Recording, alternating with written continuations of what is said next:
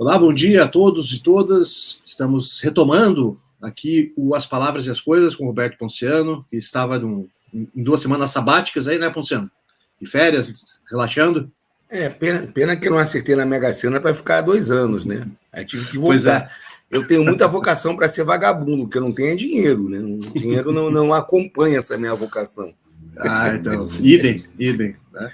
Começar agradecendo aqui o pessoal que nos acompanha pelos canais parceiros da Cotter TV, no Facebook, no YouTube, Revista Trajanos, Rádio Navarro, Jogo de Damas, Yaras e Pagus, Canal Resistentes e Letra Selvagem do meu amigo Nicodemo Sena. Então, hoje a gente vai conversar com 2 autores aí, o Matheus e o Francisco. Entre eles, lendo a biografia de um deles, eu não lembro qual agora, eu vi que um deles é fã de George Harrison, já virou meu amigo, já de cara. Né? Então a gente vai bater esse papo aqui sobre poesia e transgressão, né? Arte e transgressão e afins. Então daqui a pouquinho a gente vai trazer os nossos convidados. E saindo um pouco do eixo sul-sudeste, né? Eles são 2 poetas do Nordeste. Sim, isso. Que é ótimo, né? Que é ótimo.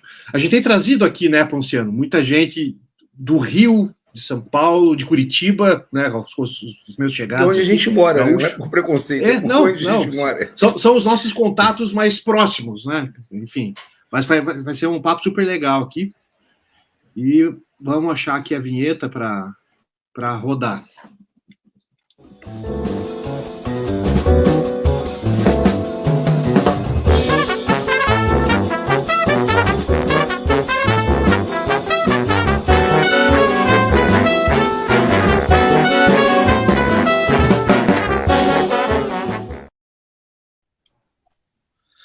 Muito bem. Francisco e Matheus, bom dia para vocês, bem-vindos. Bom dia. Bacana. Muito bem. Olha só, o Ponciano é o único sem barba aqui nessa tela. Aqui. Tem que pensar nisso. É que a minha barba é cheia e dura, né? Cheia de falhas e dura de se ver. Então, quando a minha barba cresce, fica pior que a do Caetano. Então, não dá, cara. A minha barba é de um adolescente de 13 anos, então não dá para eu deixar crescer, não, que é vergonhoso. Para um homem de 50, aquela barba depõe contra mim. Tipo aquele sonho de ter a barba igual do Marx, assim, esqueça. Não mesmo, nem sonhando, né? Nem sonhando. Muito bem. Mas olha só, antes de passar aqui a bola para os nossos convidados, a mini bio, eu vou apresentá-los aqui para quem nos acompanha, o Francisco Gomes, poeta e músico, iniciou nas faculdades de História e Letras, abandonando ambas, segundo ele aqui, né? Publicou os livros Um Outro Universo Outonal, 2021, O Despertar Selvagem do Azul Cavalo Domesticado, 2018, Face a Face ao Combate de Dentro, Aos Ossos do Ofício, o Ócio, enfim, tantos outros livros aí. Vencedor do concurso literário Novos Autores, 2008, na categoria Poesia, realizado pela Prefeitura de Teresina, e é autor do CD Diafragma, né? Poemas em áudio. E tem poemas publicados em revistas, antologias, jornais, enfim. Né, dedica-se cotidiana e arduamente à poesia no trabalho de pesquisa, leitura, contemplação e escrita. Matheus Machado, antipoeta, eu já adorei isso. Né, relutou em nascer, teve semioto na infância, descobriu que tinha orelhas de elfo na adolescência. Fã de Lou Reed, Coltrane, Cartola, Cazuza, São Francisco de Assis. A favor do ambientalismo radical e do caos criativo. Detesta propaganda de cerveja, eu também. Não tem ideologias, tem sérias desconfianças e pessoas muito racionais. E tem aqui algumas frases. A razão humana é a bosta que foi cagada em cima do mundo das fadas. Gosto de George Harrison, como já falei aqui no bastidor, já virei amigo, né, por ser o menos Beatle, né, de todos. Apaixonado por música, cinema, gatos, enfim. Então tem aqui alguns títulos, né? Origami de Metal, A Mulher Vestida de Sol, A Beleza de Todas as Coisas, As Hienas de Rimbaud, que é o romance, né? Produtor de conteúdo do canal libertário Biblioteca de Babel, aqui no YouTube, né? E tem projetos literários em andamentos aí. Enfim, Daniel, vamos conversar um pouquinho sobre esses projetos aí. Fala para o Vamos inverter um pouco. Hoje você fazer a primeira pergunta, eu só queria falar uma coisa antes de você fazer a primeira pergunta, porque eu falei mesmo, estou dirigindo no escuro. O Francisco que me interpelou, eu falei, não, venha para o canal, e Francisco, Matheus, assim, até para deixar bem claro que o canal é aberto ao Nordeste, é que a gente mora no Sul. Então a gente não conhece tantos escritores aí do Nordeste. Mandem mais escritores do Nordeste para a gente. É importante abrir esse espaço aí para o Nordeste, que hoje em dia é a parte resistente do Brasil, né? Sim, então é muito importante abrir esse espaço para o Nordeste. Mandem mais escritores para a gente, que a gente chama aqui no canal. Daniel, com você. Não, foi bom para você ter comentado, aqui já teve aqui, não nesse programa das 9 da manhã, mas no programa das 3 da tarde, o Celso Borges, que é um grande poeta de São Luís, né? Então a gente tem um contato, os poetas, né, artistas do Nordeste. A gente já trouxe o nordestino residente no Rio. Mas sim. Mas o Celso Borges é o residente mesmo, né, em São Luís e tal. Já trouxemos aqui, Ponciano, não o poeta, mas o filósofo, né, Anderson Bogé, né, conversamos aqui sobre estética, que é de São Luís, residente aqui. Mas, enfim, eu queria passar agora para o Matheus e para o Francisco, e se apresentarem um pouco ali, essa mini bio de cada um. Fala um pouquinho sobre o trabalho de vocês, em que vocês têm atuado, o trânsito entre música e poesia, né? Enfim, cada um comenta um pouquinho aí para se apresentar para a galera aqui. Pode começar, Matheus. Fique à vontade. Bom dia a todos. Satisfação estar aqui presente, né? E eu te agradeço de antemão, o Roberto, o Daniel, pelo convite, e também o Francisco, que falou sobre a live, né? Então, bom dia a todos. Vamos começar aí com o nosso tema, né? Poesia e transgressão. Eu não sei se o Francisco quer iniciar, quer colocar alguma coisa já de introdução. Como o Daniel, nada, né? Como o Daniel falou, né? Já é uma forma de transgredir, né? Já não... Enfim, mas como o Daniel falou, ele pediu de início que você falasse um pouco de algum projeto que você está fazendo e tal, desenvolvendo. Então, eu vou fazer uma breve introdução da minha obra. Eu publiquei meu primeiro livro chamado Origami de Metal em 2005, e eu só consegui publicar esse livro por causa do apadrinhamento do poeta Tiago de Mello. Eu conheci o Tiago de Mello, na época ele vinha com frequência para a cidade de Itatiba, aqui no interior de São Paulo, região aqui de Campinas, de Jundiaí, e a gente teve um contato, eu acabei mostrando um pouco do que eu tinha na época, e ele gostou muito, e eu falei assim, olha, já está na hora de publicar isso. Aí ele entrou em contato com o Reinaldo Pontes, da Pontes Editora, e fez todo um movimento, assim, no sentido de buscar patrocínio para publicar o meu livro, né?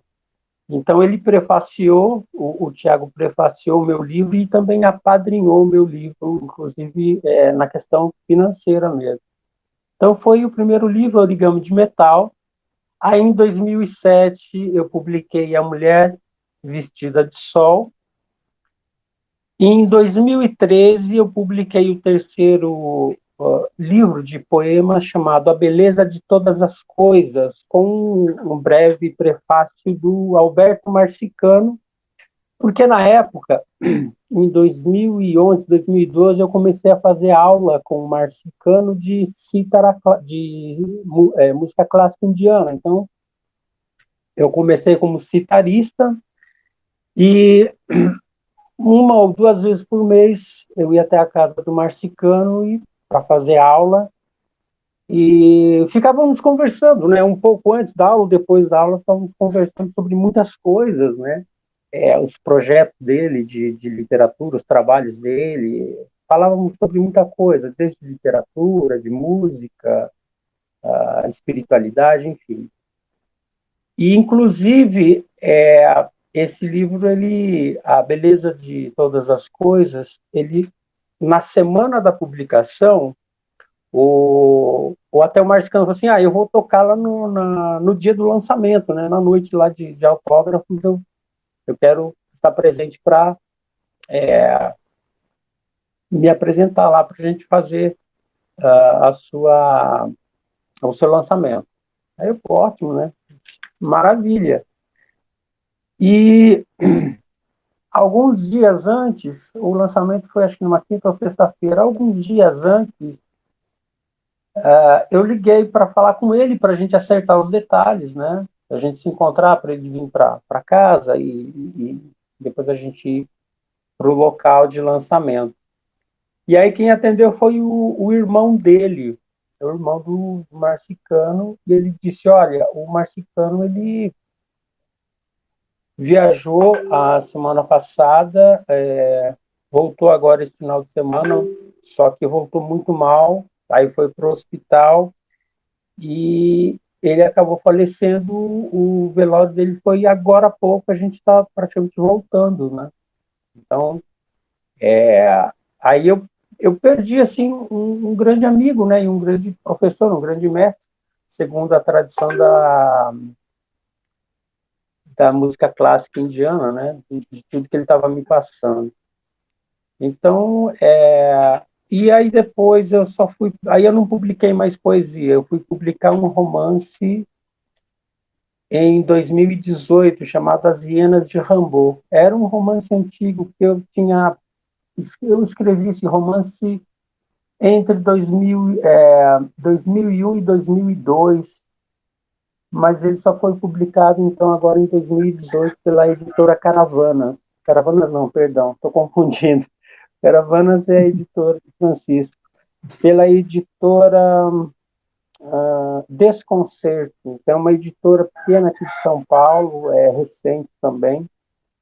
E foram algumas edições limitadas. Eu acho que só na editora talvez encontre alguns exemplares ainda. Então, basicamente é isso. Muito bem. Francisco? Vamos lá. Bom dia, muito obrigado aí pelo espaço. Valeu, Daniel Ponciano. Tá? Então, eu sou Francisco Gomes, moro aqui em Teresina, Piauí, né, nordestão aí, e estou com meu 5º livro publicado, né, de poemas, né, Um Outro Universo Tonal, né, iniciei, na verdade, me tornei poeta publicamente, né, em 2011, né, como eles dizem, oficialmente em 2011, com a publicação, né, do meu livro Poemas Quase Sobre Poesias, que foi esse que ganhou o concurso literário, né. Eu só participei desse concurso porque, como a tiragem era gratuita, né, pro autor, então o cara, poeta sem grana, é foda, né? Então eu vou embarcar nessa, se eu ganhar, eu não vou custear nada, e aí ganhei o prêmio, né? Então foi esse meu primeiro livrinho. De lá para cá, 2014, lancei Aos Ossos do Ofício Ósseo, pela Penalux, né, de São Paulo, Guaratinguetá, né? Depois, em 2016... lancei o Face a Face ao Combate de Dentro, pela editora Casuá, né, também de São Paulo, e em 2018 lancei o Despertar Selvagem do Azul Cavalo Domesticado, né, da editora Multifoco, do Rio, né, e agora estou lançando Um Outro Universo Autonal pela Caravana, né, grupo editorial, né, e também sou músico, né, tenho alguns projetos aí paralelos. Eu também sou baixista de uma banda de black metal, chamado Anthropophagus Maniac, né? Também componho, tem um projeto paralelo a esse da Anthropophagus, né, que eu mesmo canto, toco violão, que é uma coisa mais folk, jazz, uma mistura louca aí, né, e o álbum tá quase para sair. E também tem o álbum de 2018, que eu gravei, né, fiz ele aqui sozinho em casa, totalmente caseiro, tá disponível nas plataformas, que é o Diafragma, Poemas em Áudio, né, eu lendo alguns poemas, fiz algumas sonorizações e tal. Está disponível para quem quiser baixar gratuitamente, tal, tá lá, tá? Então, e aí o que eu faço é poesia, cara, né? Materializo poesia, na verdade, né? Então, é isso. Vamos bater o papo. Muito bem. Luciano, só antes de passar para você rapidinho, aqui, só mandar um bom dia para ter uma moçada super bacana aqui nos vendo, o Luiz Altério, que é um grande poeta português que vive na Bahia, está aqui. Temos o Zé Alfredo, camarada aí, parceiro, né? O livro do Prelo aqui na Cotter, né? Que mora no Recife, e o Isaac Castro, grande romancista baiano, né? Que o livro novíssimo aí também pela Cotter, o MG42. Então valeu por vocês estarem aí. Luciano. Eu tinha 2 perguntas que são diferentes, né? Para o Matheus, é que eu achei muito interessante essa coisa da antipoesia. Eu queria que ele explicasse, né? Se isso é uma coisa dele, se é um movimento, se tem mais gente na antipoesia. Porque é interessante essa coisa de chamar para si o epiteto de maldito, porque muita gente não gosta, né? Eu, inclusive, lá no meu Twitter eu falo, sou pobre, sujo e malvado. Porque agora a gente tem a estética do limpinho e do cheiroso, né? Cara, A esquerda participa de concursos de beleza agora para dizer que é bonita também, é uma coisa muito doida. Eu falo, como assim, velho? Não entendo isso. Não, eu sou bonito também. Mas eu quero saber se a pessoa me acha bonito ou não me acha. Gordo também é bonito. Caraca, eu tô cagando se as pessoas me acham bonito ou não, né? É uma coisa meio doida nisso aí. Né? E para o Francisco, a gente... Como é que é fazer poesia em Teresina, né? Porque, pra gente, por exemplo, a gente já vende o almoço para comprar a janta. Escritor iniciante, né? Faz vaquinha virtual, né? Vai para a rua, só falta botar aqueles cartazes, vendo o meu livro, né? Faz qualquer coisa. Eu só não faço mexer para vender meus livros, porque eu estou muito feio, muito velho, ninguém vai querer pagar, né? Mas só falta isso. Eu queria que você falasse como é que é. Porque eu estou vendo que você está no Nordeste, mas editou numa editora de Guaratinguetá. Sim, cara. Não foi em Teresina. E tem espaço para você em Teresina? O Ferreira Goulart abandonou o Maranhão, veio por depois voltou. Mas queria que você falasse sobre isso. São duas perguntas diferentes. Mas pois vamos lá. O Francisco publicou pela Lux, né? Só para registrar, o Tonho França, que é ele faz um trabalho excelente lá. Publiquei 2 livros deles lá. São ótimos. Tonho França é bacana, o cara, viu? Gente muito boa, cara. Super boa. Então, passo para o Matheus, porque como eu finalizei a fala, né? Ele responde primeiro e depois eu respondo a sua pergunta, Ponciano. Tá. Bom, antes de começar a responder, a minha tela aqui, ela está congelada. A imagem de todo mundo aqui está congelada. É assim mesmo? Como é que é? Mas tu está aparecendo normal para a gente. Você pode fazer o seguinte. Posso sugerir o seguinte? O Francisco responde, você entra e sai para ver se melhora. Pronto, tá ok, então. Beleza? Vai respondendo, Francisco, ele entra e sai. Tá. Então, posso responder? Aguarda ele entrar de novo. Não, pode responder. Depois tá bom. As perguntas não são... Pode ir. Certo. Ótimo. Como você falou, né? Como fazer poesia aqui, né? Em Teresina, Nordeste. Cara, é o seguinte. Tem uma historinha que quando eu entrei na universidade, né? Primeiro comecei o curso de História, sabe? E aí eu tava meio perdido lá. Cara, não é para mim. É um curso massa, maravilhoso, sabe? Mas aí, antes disso, eu já escrevia, sabe? Rabiscava algumas coisas, sabe? Tinha descoberto a poesia com 12 anos e tal. E, é claro, com 12 anos... O Chico Buarque fazia arquitetura, né? O Chico Buarque fazia arquitetura. Pois é, né? Então, aí o que acontece? Eu também sou apaixonado por história, cara. Mas eu entrei no curso e vi, cara, que é muita teoria, nada de praticidade. Aí cara, quer saber? Não é para mim. Aí eu já estava acho no 4º período, cara. Eu larguei. Eu deixei, cara, quer saber? Não, discuti com a professora lá, na época eu já estava fazendo o TCC, né? E aí ela discordou da temática que eu queria utilizar, que era o comportamento feminino na década de 70 e tal. Aí eu saquei que ela não quis levar adiante, porque, na verdade, ela não tinha afinidade, sabe? Aí, como ela era minha orientadora, não tinha outra pessoa, quer saber, professora, amanhã eu não venho mais, não. Aí ela achou que era brincadeira, aí não fui mesmo, não. Deixei. Beleza. Então, tentei, ano seguinte, para letras. Passei. Comecei o curso, tal, gostando. Na verdade, eu gostava de poucas disciplinas, né? Era mais teoria da literatura, né? Essa parada aí, o latim. Então, fui indo. Cara, aí começou também os conflitos. Aí eu quero saber, mano, eu faço poema, minha afinidade é com poesia, e vi que, para mim, né? Que a universidade, para mim, só serviria para ter um diploma, sabe? Aí eu pensei, cara, para fazer poesia não precisa de curso superior, né? É claro que precisa de muito estudo, dedicação e tal, e faço isso até hoje, né? Com pesquisa e tal, e sempre fui um cara autodidata, né? Sempre aprendi a tocar só, né? Fazer as coisas só, então eu vi, cara, larguei o curso, né? E aí me dedico à poesia até hoje, mas sabendo, cara, que tem as dificuldades. Porque é o seguinte, a gente sabe que quem mexe com arte, se ele for um cara rico, beleza, se ele for lascado, então ele vai ter... Rapidinho, antes de você entrar, eu e o Daniel estamos falando isso, né, Daniel? No nosso papo ali, pois fora, a gente está falando isso. Pois é. Então, exatamente, o cara vai ter... né? Aí o cara vai ter que se lascar para poder conseguir ali um trampo paralelo para poder manter, né? Se manter família, tal, pagar conta, né? E fazer a arte. Então, eu sempre enveredei para esse lado do freelancer, sabe? Sempre para eu ter o meu tempo de ócio criativo, né? Como dizia o Domenico Damasio, ter o meu meu ócio criativo, minha produção, porque eu não consigo me ver fazendo outra coisa, sabe? Mas me entro em outras áreas para poder captar essa grana para poder sobreviver, Tem né? mercado aí em Teresina para sua poesia? Você Tem, consegue cara. vender? É o seguinte, vamos lá. Na verdade, a poesia, ela sempre vai ter pessoas que se identificam, sabe? Sempre vai ter, né? Poucas, mas tem. Mas o que acontece? Aqui em Teresina, para você publicar um livro, aqui tem artistas designs gráficos muito bons, cara. Tem pouquíssimas livrarias, né, que se dedicam a isso, e pequenas editoras, acho que umas 2, 3 no máximo, cara, que tem aqui. Só que é o seguinte, para você publicar um livro aqui, é muito dispendioso, cara, é muito gasto, sabe? Então, é preferível você, por exemplo, mandar um original para uma editora de São Paulo, para o Rio, né? Porque aí, as modalidades que eles têm lá de publicação são várias, né? Você pode fazer por consignação, pelo modelo tradicional, enfim. Então, eu resolvi enveredar por esse caminho, né? Mandei o meu segundo livro para Penalux, foi aprovado, fizemos todo o lance, deu certo, ficou bonitinho o livro, divulguei. Aí eu sempre estou querendo experienciar coisas novas, né? Então, passei para outra editora.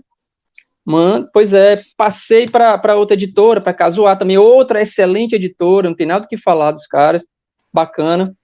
Depois... A Cotter também é boa, o Daniel é um cara legal. Manda pra gente. Pois é, quem sabe... Eu não posso agora porque eu tô com contrato com a Caravana, né, que é lá de Minas Gerais, né, do meu editor Leonardo Costa Neto, cara super gente boa, né, abraçou aí minha poesia, né, mas eu não tenho o que falar, o trabalho do pessoal de fora é muito bom, cara, mas o daqui também não fica a desejar. A questão é, ó... A minha pergunta, na verdade, era outra. Grana. Como é que é a saída do seu livro em Teresina? Você tem um público cativo aí? Você Pronto, consegue vender na sua terra? Ótimo. Depois que... vai chegar nesse lado aí, né? Depois que fiz essas publicações, e paralelo a isso, fazendo a divulgação, né? Porque há muito tempo atrás, né? Depois do primeiro lançamento do meu livro, eu tinha uma banda de rock and roll aqui chamada Audiotape, né? Que eu tocava, fazia as composições. Então a gente, de certa forma, conseguia um certo alcance de público, e isso acabou que tornando a minha figura um pouco popular aqui, nesse sentido de conhecer o meu trabalho, né? E aí as pessoas começaram a me seguir, sabe, em relação ao que escrevia e tal, eu sempre estava publicando. Eu tenho um blog que hoje em dia eu não publico mais poemas lá. Na verdade, eu coloco só informações sobre o meu trabalho, né, e tal. Então, a partir dali, desse blog, a galera começou a me seguir, sabe, e perguntar para o trabalho. E quando eu lancei o primeiro livro, né, a divulgação foi maravilhosa, e aí o pessoal comprou, sabe, comprou o livro e sempre perguntando, Francisco, quando é que vai sair o outro? Francisco, cara, e foi assim até agora. Então, essa construção de público aqui é degrau por degrau, sabe? Degrau por degrau. Agora, com as redes sociais, isso potencializou mais, cara. Ainda bem, né? Então, sempre que eu lanço um livro, já tem o meu público ali, cara, que compra, cara, adquire, sabe? E tem um feedback. Então, foi dessa forma que eu fui construindo o público, né? Não foi algo planejado, sabe? Foi acontecendo, mas também graças a essa questão que eu lhe falei, sobre a minha parte artística voltada para a música, né? Então, angariou esse público aí. É dessa forma que ainda hoje continuo fazendo arte, mas tem aquele lance também, se ninguém comprar, eu vou continuar escrevendo do mesmo jeito. Sim. Entendeu? Porque é uma necessidade, Mateus, né? Ah, claro. Matheus, nos vê agora? A imagem melhorou? Como é que tá aí? Ah, teu microfone está desligado. Aí, agora sim. Tá perfeito agora. Estou ouvindo bem, estou vendo todo Legal. mundo aí, tá certo. Bom, respondendo então as perguntas, já faz um bom tempo, né, e eu comecei a escrever, acho que a partir do segundo, terceiro livro, que foi algo que veio aos poucos, mas que eu fui acabando tendo mais certeza com uma experiência e com o tempo, com a maturidade, que olhando o cenário atual da poesia hoje, salvando as exceções, obviamente, mas se tem produzido muito texto que não tem nada, não tem nenhuma relação com poesia de fato, tá? Então tem muita gente que se sente poeta, mas que está muito longe dessa realidade, não tem noção do que é ser poeta ou do produzir poético. Então isso eu comecei a ficar muito constrangido em ser chamado de poeta, porque, bem ou não, o senso comum acaba jogando tudo no mesmo balaio, né? E eu falei assim, não, eu não quero fazer parte disso. Então eu comecei a alimentar a ideia, bom, se o que está aí já praticamente oficializado como poesia, ou se essas figuras são consideradas já como poetas, então eu sou um antipoeta. Então o que eu faço é antipoesia, porque não tem nada a ver com o que está sendo feito, o que está sendo apresentado e considerado como poesia. Então, houve um relativismo, uma promiscuidade, uma distorção do fazer poético. Na live que eu fiz com o Francisco no Instagram, na terça-feira passada, e também o Bruno, o outro poeta, eu apresentei essa ideia de que isso são sintomas, né, o que está acontecendo hoje são os maus sintomas da modernidade, ou do movimento modernista, não só no Brasil, mas no mundo, né? Então, com o modernismo veio-se a proposta do modernismo, né, a primeira fase, por exemplo, que era destruir as propostas daquela poesia mais formalista, de rimas com métrica e tudo mais, e a intenção do movimento foi mais do que necessária, porque a poesia, então, daquela época já vinha se desgastando, porque se tinha forma, se tinha lá toda a métrica, toda a rima, mas estava faltando poesia. Quer dizer, era como um ovo podre, você tinha a casca toda, mas o que tinha dentro já estava podre. Então, isso tinha que... A poesia precisava ter um renascimento, né? um novo alento. Então, a modernidade veio para cumprir esse papel. No entanto, os maus sintomas, um dos maus sintomas é que a poesia modernista, a proposta modernista, passou aquela ideia de que qualquer um pode fazer poesia, de que poesia é uma coisa fácil. Só que o próprio Manuel Bandeira, ele falou muito sobre isso, ele escreveu de que é muito mais difícil você escrever um poema, uma poesia, né, de forma livre, sem métrica, sem rima, do que dentro dos moldes tradicionais, porque se você tem os moldes tradicionais, você tem uma referência, é como a planta de uma casa, você tem cada cômodo, o metro de cada cômodo e assim por diante, você tem ali o projeto, é só você colocar o conteúdo lá dentro, é só você, então, transformar aquele projeto num lar. Na poesia livre, sem métrica, sem rima, né, o poema branco, não te dá nenhuma referência. Tipo, você tem que construir uma casa a partir do nada, a partir daquilo que está na tua cabeça. Então, isso é muito mais complicado e muito mais difícil. E o Manuel Bandeira, ele atentou para isso. Só que, infelizmente, aqui no Brasil, o povo brasileiro não é um povo com a cultura de poesia, de leitura de poesia, e muito menos de crítica poética, de crítica literária, se comparado com países aqui da América do Sul, como a Colômbia, Cuba, a própria Argentina, Cuba não, perdão, Cuba é lá para cima, Chile, né, que é o país aí de poetas, né? O Neruda é o principal mais conhecido deles. Inclusive, o Tiago, ele viveu lá com Neruda na época do exílio. E a Argentina também, enfim, os países aqui da América do Sul, ou de língua latina, tem muito mais leitura de poesia, de crítica literária do que o brasileiro. O brasileiro, ele é um leitor tradicionalmente de romance, tá? Então, esse é um ponto que a gente tem que levar em conta. Então, o que acontece? O João Cabral de Melo Neto, ele falou uma coisa interessante. Ele falou que o Fernando Pessoa foi um dos responsáveis assim, no sentido de que quando as pessoas leem Fernando Pessoa, e isso serve para Drummond, o Carlos Drummond, é o seguinte, quando a pessoa lê esses poetas, eles são tão geniais que o que eles fazem parece ser fácil demais, só que não é. existe aí um labor de muitos anos, de muito trabalho, né, para se construir, para se fazer esse tipo de poesia, para ter esse tipo de voz poética.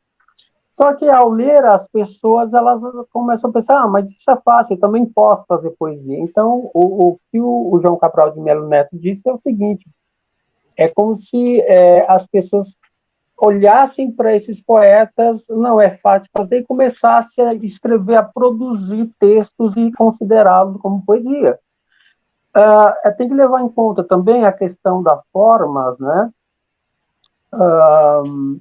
Que, assim, para você quebrar a forma, você precisa ter o domínio sobre ela, né? Então, isso é muito visto na pintura. Você pode desenhar lá uma mulher, uma paisagem toda distorcida, mas para isso você precisa antes saber desenhar a paisagem ou a mulher toda da forma tradicional, né? Você está dentro, você ter o domínio da forma, para depois você quebrar a forma e fazer do seu jeito, né? E antigamente o Joyce, que era um exímio, né, na arte da literatura, ele conhecia tudo sobre forma. E ele teve todo o direito de quebrar até chegar em Finnegan's Wake, né, que eu considero a sua obra máxima. Então, o que acontece? Veio todos esses sintomas que veio até os dias de hoje. Então, hoje, qualquer desabafo, qualquer dor de cotovelo, o pessoal já se considera como poesia. E como hoje não existe, salvo raras exceções, não existe mais crítica literária no Brasil, né, como havia 50 anos atrás, hoje já não existe mais críticos literários, como dizendo, salvo raras exceções. Então, o que acontece? A coisa vai sendo assim produzida e tudo vai num balaio de gato, entendeu? Numa bagunça só. Então, o que falta para essas pessoas que se dizem ou se sentem poetas é o quê? É muito mais estudo sobre o que é poesia, sobre o que é o fazer poético. Tem toda uma história por trás disso, nós temos toda uma tradição que vem de muito tempo atrás, né? Então, isso precisa ser visto. E essa tradição, ela está sendo deixada de lado, tá? Então, não adianta. E não só dos clássicos antigos, também os clássicos modernos, que estão amparados nos clássicos antigos, tá? Então, é isso. O Michael McClure, que foi um poeta ligado à geração Beat, né? Ele disse uma coisa muito interessante. Ele disse que existe uma diferença, uma distinção entre revolta e revolução. A revolta, segundo McClure, é um processo interno, a revolta é um processo biológico, né? Então ela acontece dentro de você e é resolvida aqui dentro. Já a revolução é uma busca pela resposta do lado de fora, tá? Então isso é muito interessante.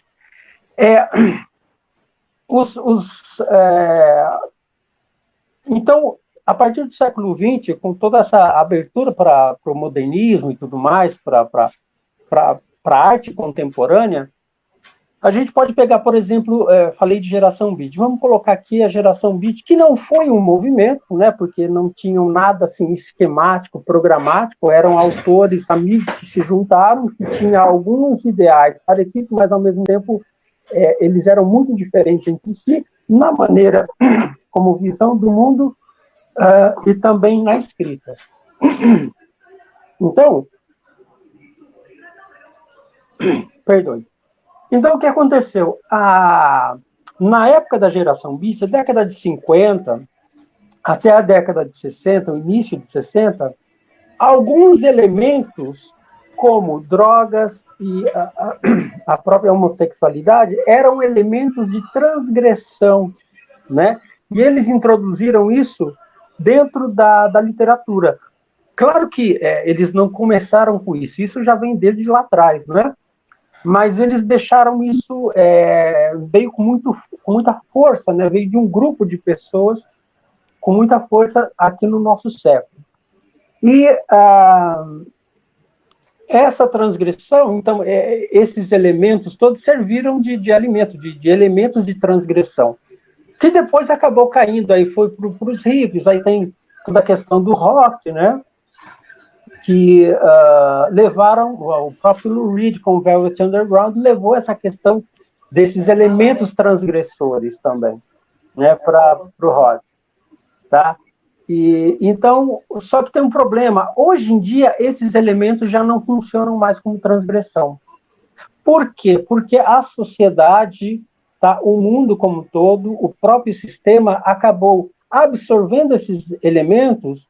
E por conta de todos esses movimentos sociais que foram acontecendo desde do início, do meio do século XX até...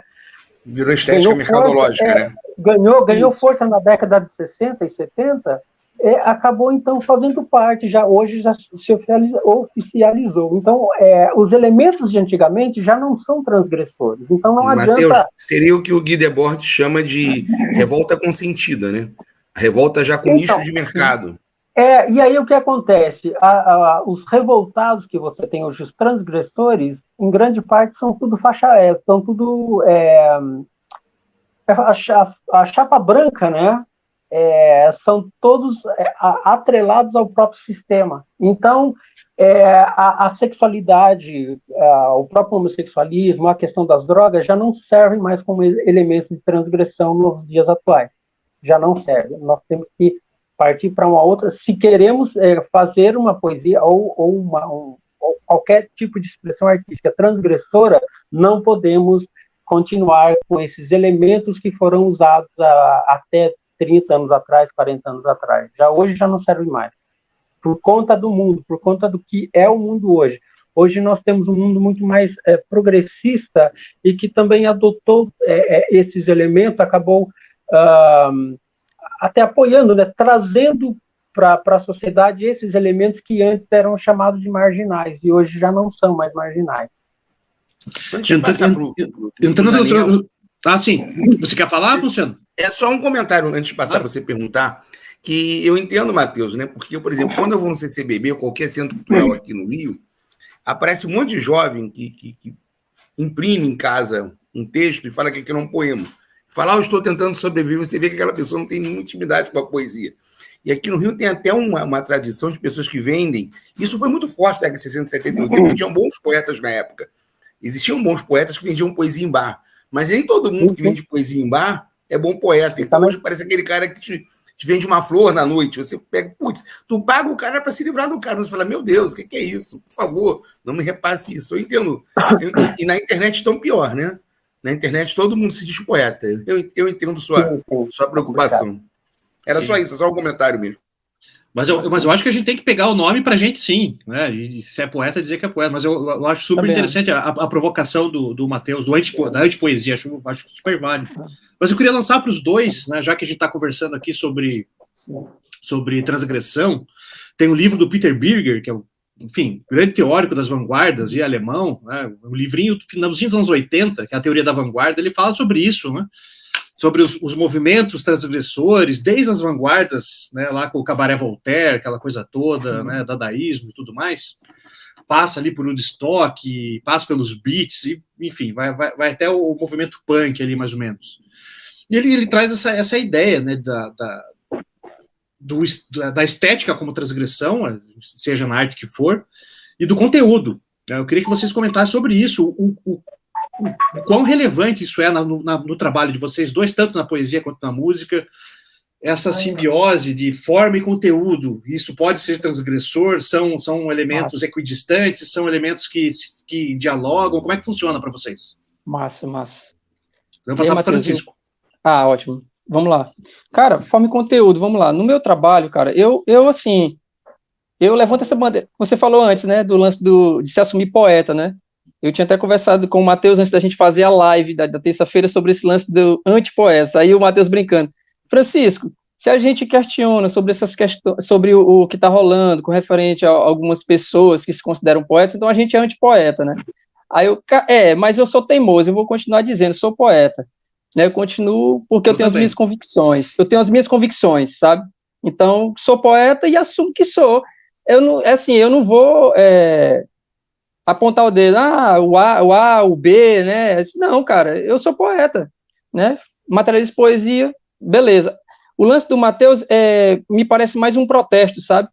parece mais uma forma de protesto, assim.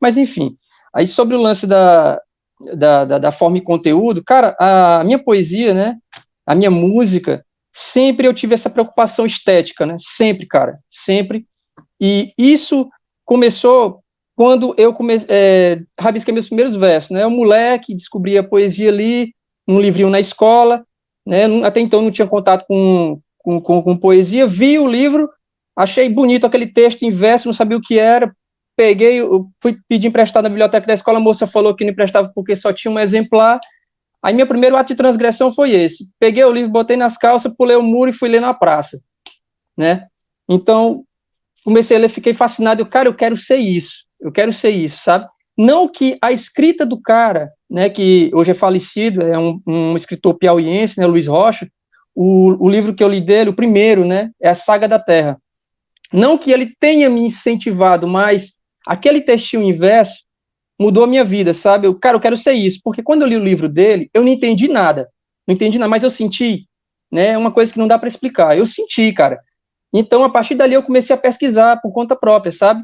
O que era aquilo, aí fui descobrir que aquilo ali era poeta, que aquilo ali era poema, fui pesquisando, beleza. Então, até chegar no Mário Faustino, cara, que é o nosso, que eu considero daqui o nosso poeta foda, sabe? Que a maioria das pessoas acha que ele é do Pará, né? Porque o Benedito Nunes, que era muito amigo dele, publicou ele, né? Ajudou nessa divulgação, mas ele é de Teresina, né?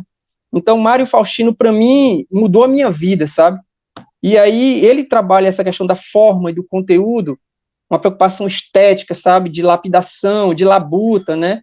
Então, eu resolvi abarcar isso para mim, né? E trago isso desde o meu primeiro livro, né? Até então. Então, é o seguinte, eu vejo esse lance da transgressão na minha arte como um lance de ir além, sabe? Ir além. Não simplesmente de pegar isso e de como é que eu falo? De descumprir a ordem, de descumprir, de desobedecer. Não é nesse sentido aí, sabe? Porque a palavra transgressão, muita gente leva mais para esse lado, né? De, vou quebrar a mesa, eu vou te xingar aqui, vou te avacalhar. Não, a transgressão, no sentido que eu falo aqui, é da transcendência, né? Na transcendência, ou seja, sempre busquei, desde meu primeiro livro, né, até a minha produção musical, a desautomatização dos sentidos, né? Aquele conceitinho lá do Shklovsky, né, do estruturalismo russo, né? Então, é isso aí, desautomatizar, né? Então, desautomatizando, aí é que se consegue encontrar a linguagem poética, que é o quê? O estranhamento, né? Então, essa é o que eu utilizo dentro da minha arte, sabe? A desautomatização através do estranhamento. Basicamente isso. Perfeito. Só antes de passar para o Matheus, isso que o Francisco comentou do desautomatizar, lembra aquela ideia dos poetas tipo Mário Chamy, da poesia Praxis, né? Cara. Essa questão que é incrível, né? Isso, legal, pronto. Legal. Ótimo exemplo. Matheus. Bom, uma coisa que o Francisco falou que eu acho muito interessante, da questão da transcendência, né? A transgressão como transcendência. E eu concordo completamente com isso, até porque em um mundo altamente materialista, a transcendência ela é uma transgressão, ela se torna uma transgressão, tá? E eu me apoio aqui em William Blake. William Blake, no Casamento do Céu e do Inferno, ele fala o seguinte: a oposição é a verdadeira amizade. Sem contrários, não há evolução. Então, atração, repulsa, razão e energia, amor e ódio são necessários à existência humana. Então, nós só crescemos através com a oposição. E o que acontece aqui? Eu vou citar um exemplo. A potência criativa aqui no Brasil, no período do regime militar, ela só foi fermentada graças à opressão, então, da ditadura. Tá? Músicas como o Cálice, Roda Viva, jamais existiriam, não teriam razão de existir se não fosse a ditadura. Tá? Então, dentro do que o Blake falou, e eu não estou passando pano aqui para ninguém, tá? Mas dentro do que o Blake falou, o que acontece é o seguinte: se você pegar, então, o período do regime militar, no final da década de 60, tinha os grandes festivais, aí veio década de 70, com músicos e bandas incríveis, Secos e Molhados, surgimento do Raul Seixas, na poesia, na literatura, temos Roberto Piva, Cláudio Willer, a geração do mimeógrafo, né, da poesia marginal. Então, olha só como era fomentada essa potência criativa em quantidade e em qualidade, que acabou diminuindo. Até a década de 80, pega aí o início de 80, até a redemocratização, o surgimento, o cenário das bandas nacionais, né, o grande momento do Brasil, do rock nacional, aconteceu justamente no final da ditadura, do regime militar.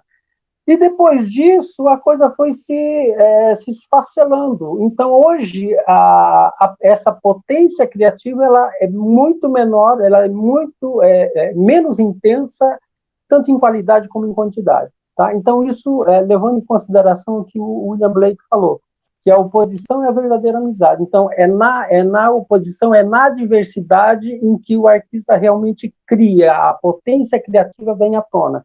Porque num estado, num sistema muito confortável, o artista ele se acomoda, né? O poeta ele se acomoda. Então, eu não gosto do poeta feliz com ele mesmo, do poeta confortável, do poeta satisfeito. Eu não sei quem disse, mas um poeta satisfeito, ele não satisfaz.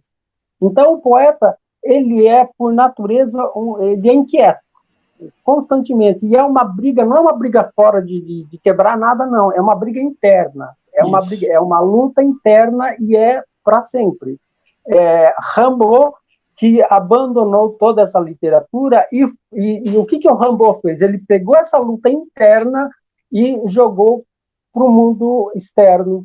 Por isso que ele foi contrabandear armas, né, para o rei Menelik, foi viver lá na África, e tem todo esse lado da história. Ele acabou abandonando, não escreveu mais nada em literatura, não se tem notícia de ter feito mais nada artisticamente como poeta, mas ele pegou todo esse conflito, essa inquietação que ele tinha, ele viu que o que ele tinha que fazer, ele fez, dali não queria mais participar daquilo, e foi então para a África para viver uma outra vida, tá? Com relação à forma e conteúdo, eu acho que tudo é possível, tá? Se você pega, por exemplo, poetas como Bruno Tolentino, que foi um poeta estritamente dentro das formas, da tradição das formas, né? Aliás, Bruno Tolentino, pouco falado, é um poeta praticamente esquecido, mas muito dentro das formas, mas a vida dele foi uma vida de transgressão completa, né?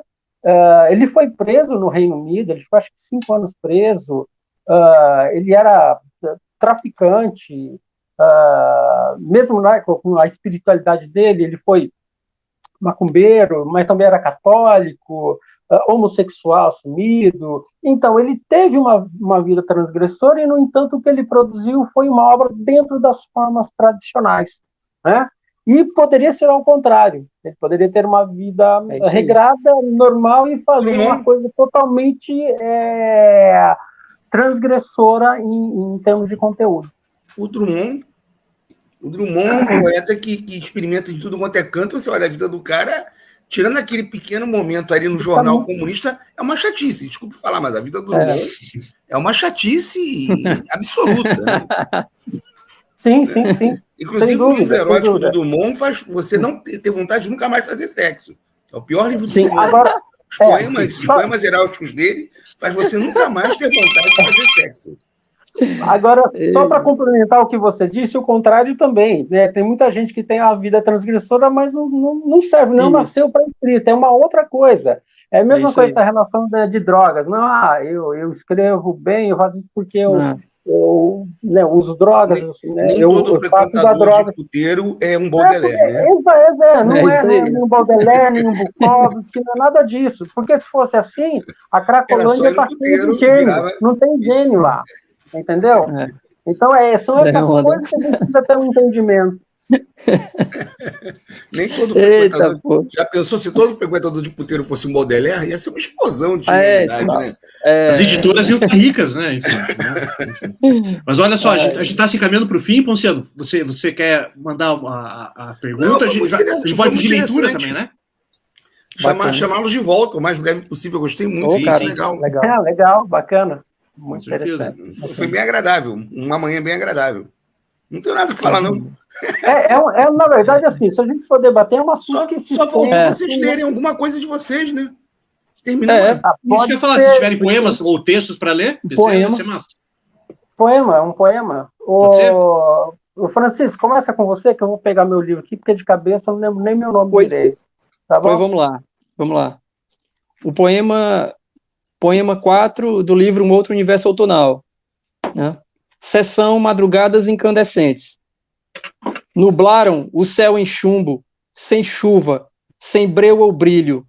A solidão nas madrugadas é purgatório na garganta que transborda búfalos enfurecidos. Valeu. Excelente. Esse poema tem qual livro, Francisco? O poema está no 5º livro, Um Outro Universo Outonal, da Caravana. Legal. Muito bem. Bom, só antes de passar para o Matheus, aqui temos a Ana Ziegler, que nos saúda com bom dia. Diz que chegou tarde, mas o vídeo está gravado, Ana. Isso aí. Vê depois lá, desde o começo. Matheus. Bom, vamos lá então. Eu vou ler um poema desse livro aqui, A Beleza de Todas as Coisas, é o meu 3º livro de poemas, de 2013.